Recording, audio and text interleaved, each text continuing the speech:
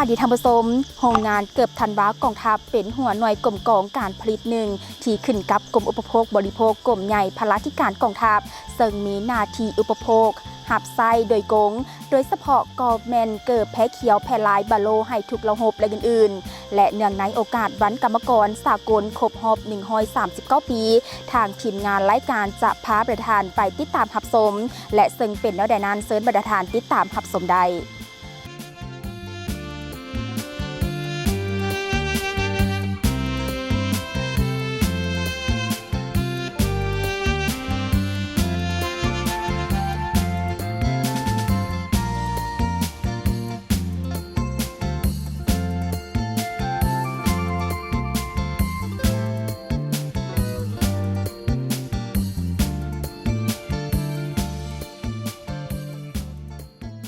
โรงงานเกิดธันวากองทัพพวกเขาเนาะแม่นกรมกองหัวหน่วยการผลิตหนึ่งที่ขึ้นกับและภายใต้การชี้นำโดยกรมรับด่านจากกรมใหญ่พลาธิการกองทัพและกรมอุปโภคบริโภคได้รับการสร้างตั้งขึ้นในวันที่30 เดือน 10 ปี 2006 ปัจจุบันฐานะ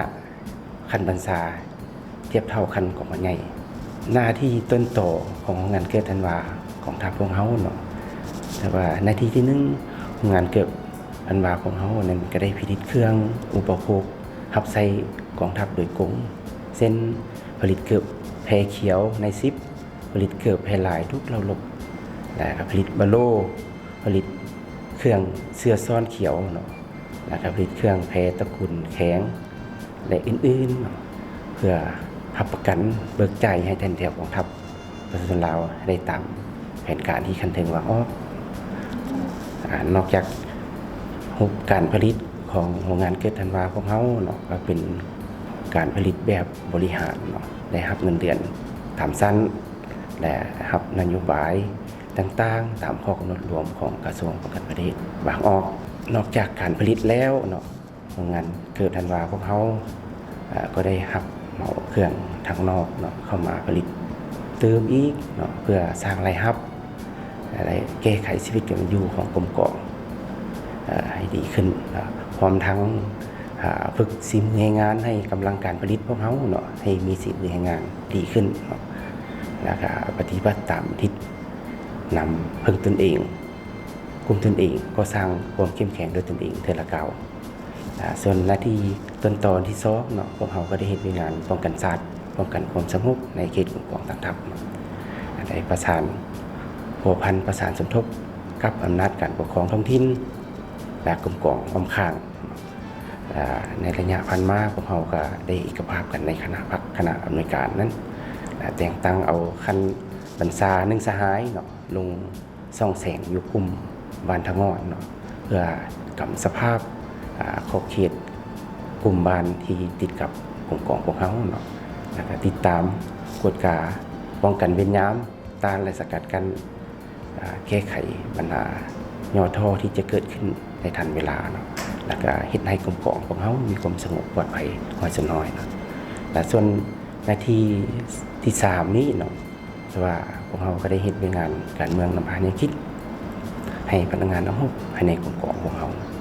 แต่ว่าเวียกงานดังกล่าวเป็นเวียกงานที่สำคัญและใจกลางอยู่ในกรมกองก็คือโรงงานเกิดธันวาของเขาเนาะ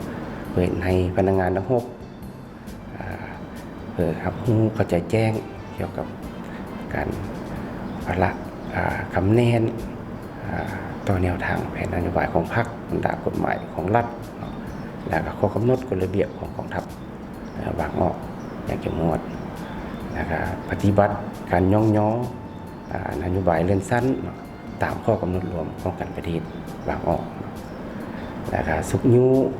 บรรดาองค์การจัดตั้งมหาชนเพราะว่าองค์การจัดตั้งมหาชนอยู่ในโรงงานเกือบธันวาของเขาก็เป็นกำลังแหงสังรวมเขาในการกำลังการผลิตของพวกเขานี้เนาะเพื่อให้เขาเจ้าได้เคลื่อนไหวตามพระราชบทบาทของตนเองและก็เฮ็ดสำเร็จหน้าที่การเมืองที่ได้รับการมอบหมายเนาะนั่นหน้าที่ต้นต่อของพวกเขาส่วนโครงการจะตั้งประกอบอยู่โรงงานเกือบธันวาพวกเขานี้เนาะอันว่าการจะตั้งคันบรรษาอิงตามข้อตกลงของกรมใหญ่เสนาธิการสภาพเลขที่ 1201ทับกศนลงที่20เดือน6 2016เนาะก็ได้ประกาศยกระดับโรงงานเกือบธันวาของเขาเนาะขึ้นเป็นเทียบเท่าขั้นของอันใหญ่เนาะปัจจุบันเนาะคณะอำนวยการพวกเขาเนาะประกอบมีอยู่3สหายมี4แผนกการมี14แผนกการที่ขึ้นครับเนาะอันนั้นเป็นขั้นบัญชาอันที่2เป็นการจัดตั้งขั้นนำพาเนาะโรงงานเกือบธันวาของเขาเนาะมี1คณะพักหักฐานและมี3หน่วยพักที่ขึ้นกับประกอบมีคณะพักหักฐานอยู่7สหายและมีคณะหน่วยพักมี9สหายก็มีองค์การจัดตั้งมหาชนเนาะมี1คณะบริหารสนุมเนาะแล้วก็มี1แขนงมียิ่งสหพันธ์หักฐานกรรมบาลปัจจุบันกลุ่มของพวกเขาก็พื้นฐานก็มีความสงบดีแสดงออกในการพนักงานทั้ง6พวกเขาก็มีความอุ่นเอียงทุนเที่ยงเนาะเฮ็ดหน้าที่เวียกงานโดยได้กันชี้นำพาจากพรรครัฐก็คือกลุ่มกองและก็มีความห้าวหันต่อการปฏิบัติหน้าที่เวียกงานที่ได้รับการมอบหมายเนื่องในโอกาสวันสั่งตั้งกรรมกรสากลครบรอบ139ปีเนาะข้าพเจ้าคือว่าต่างหน้าให้คณะพรรคคณะอำนวยการตลอดหอดพนักงานทั้ง6ทั่วงานเกือบธันวาขออวยพรไสอันประเสริฐมานำบรรดาท่านการนำพรรครัฐการนำกระทรวงป้องกันประเทศจงมีแต่สุขภาพเข้มแข็งแข็งแรงมีพลามัยสมบูรณ์เฮ็ดสำเร็จหน้าที่อันมีเกียรติสง่าอันจุงส่งของบรรดาท่านแล้วก็จง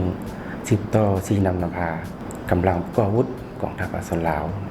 เราล้วงว่าเฉพาะเป็นชี้นำพาโรงงานเกือบธันวาของเขาให้มีความเติบใหญ่เข้มแข็งและทันสมัยก้าวขึ้นอย่างบ่หยุดยั้ง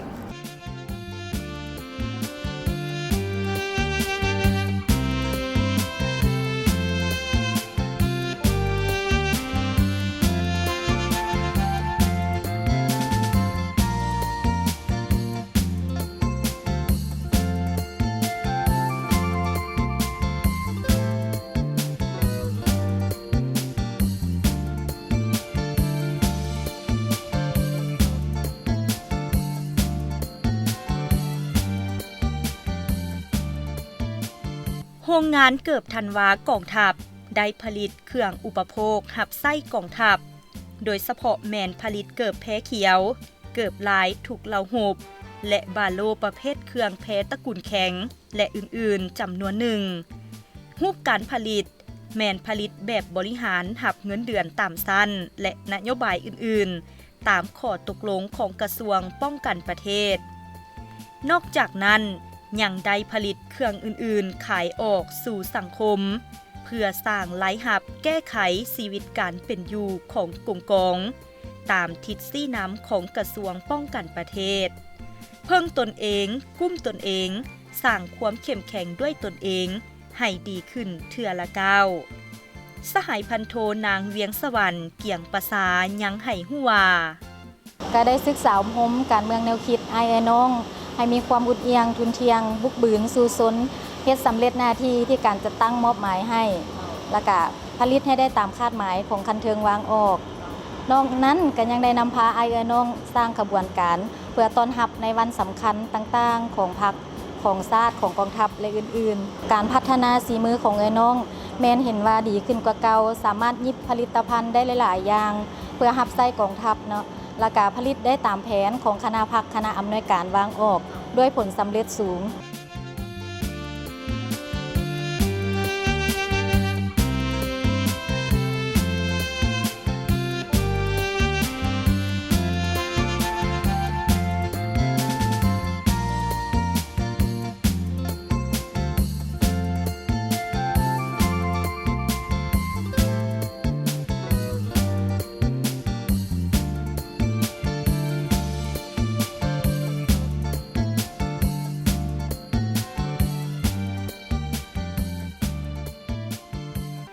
ด้วยความเรียกร้องต้องการในการเติบใหญ่ขยายตัวของกลุ่มกองพวกเฮา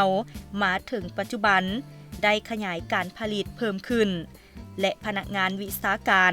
ได้มีการพัฒนา มีความสำนิสำนานขึ้นมาเป็นก้าวและสามารถผลิตเครื่องอุปโภคได้ตามแผนการของกรมกองวางไว้ สหายพันตีนางกินนาลีสิทธภัยยังให้ฮู้ว่า เพื่อให้หน้าที่เวียกงานที่ได้รับการมอบหมายมีความสำเร็จเนาะคนอื่นหมดแมนต้องปฏิบัติข้อกำหนดกฎระเบียบของกรมกองก็คือของโรงงานวางออกอย่างเข้มงวด ปฏิบัติโมงเวลาในการเฮ็ดเวียกให้ได้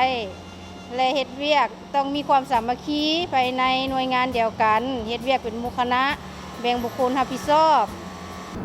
เจ้าธรรมสมและที่ผ่านไปนั้นก็แม่นการให้สัมภาษณ์โรงงานเกือบธันวากองทัพซึ่งได้แสดงให้เห็นถึงที่ตั้งผ่านและบทบาทของโรงงานเกือบธันวากองทัพและยังได้แสดงความรู้สึกเนื่องในโอกาสวันกรรมกรสากลครบรอบ139 ปีมาฮอดนี้เวลาของทางรายการของพวกเขาก็ได้หมดลงเพียงเท่านี้ขอบคุณทุกท่านที่ให้การติดตามรับชมพบกันใหม่โอกาสหน้าสำหรับมื้อนี้สบายดี